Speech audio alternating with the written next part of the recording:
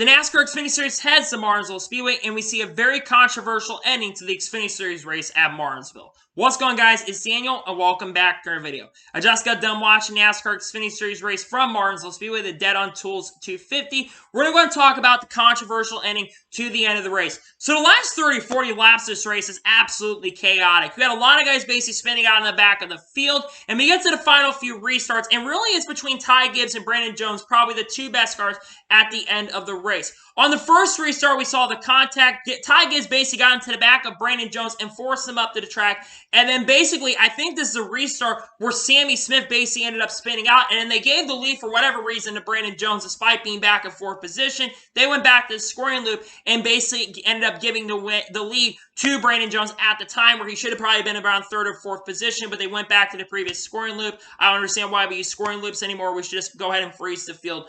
But it is what it is.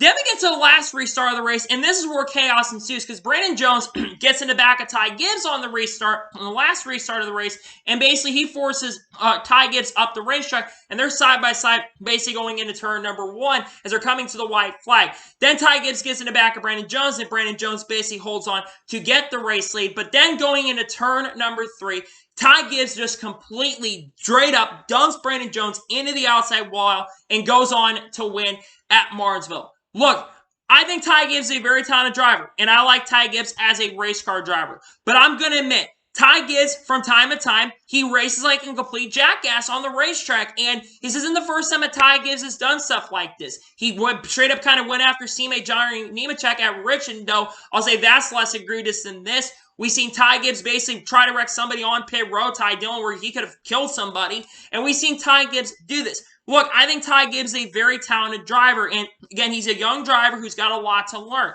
But at the same token and same time, when it comes to Ty Gibbs, he should know better. It doesn't take much talent to dump somebody going into a corner.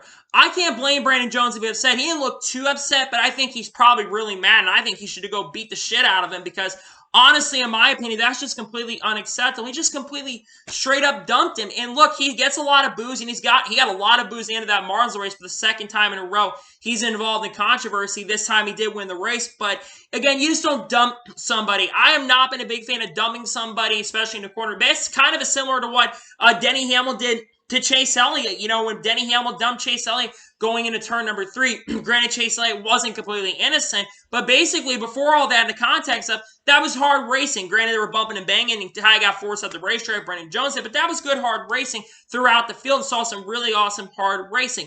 But the end of that race was just complete, absolute ridiculousness and buffoonery, and I'm not a fan of that kind of racing at all, where he just straight up dumps somebody. There's a difference between hard racing and bumping and banging and giving a bumper to back to somebody. There's a difference between just straight up dumping somebody, and when you straight up dump somebody, that's absolutely unacceptable in my opinion.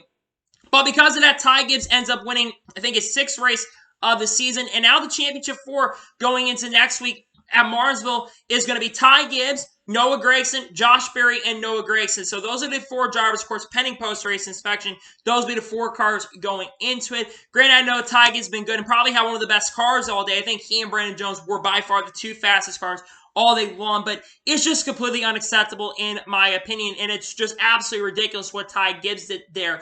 I'm not okay with what Ty Gibbs did there. It's really frustrating to see that kind of racing happen, and it blows my mind. And it's a shame too because I thought this race overall was absolutely a fantastic race. Great battles throughout the league. Clean racing for the most part up until the final 50 to 60 laps of the race. That's when all the chaos and stupidity ended up happening. It just got absolutely ridiculous. But just overall, some fantastic racing. Allmendinger and Allgaier put on a really good show there. Justin Allgaier and Allmendinger did great. I feel bad for Sammy Smith, too, because Sammy Smith, he was looking for a top three finish or even a potential first career win.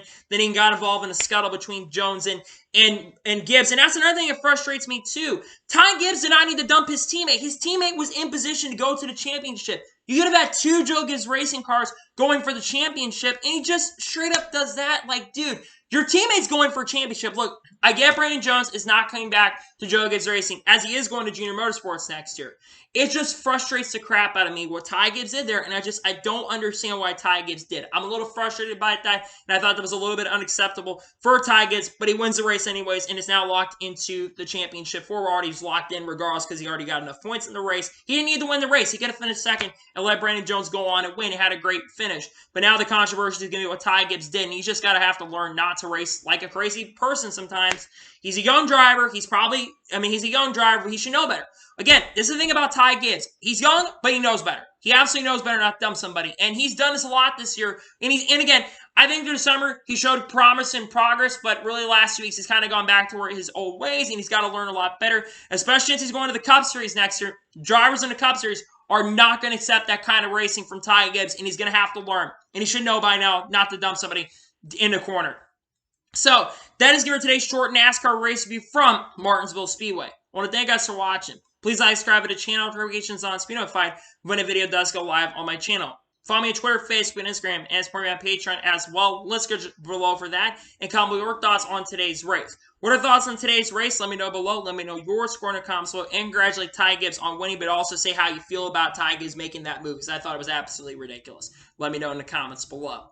Tomorrow on my channel, we're going to have the NASCAR Cup Series race review from Martinsville, and then we've got a lot of content on the way. A big filming day coming up for me tomorrow. I got a lot of filming coming out and a lot of pre-recording I got to do because there's a lot of content on the way over the next couple days. So anyway, like I said, I want to thank you guys for watching today's episode. I'll see you guys next time for some more great, awesome NASCAR content and other motorsports content on the channel like this. Take care, everybody.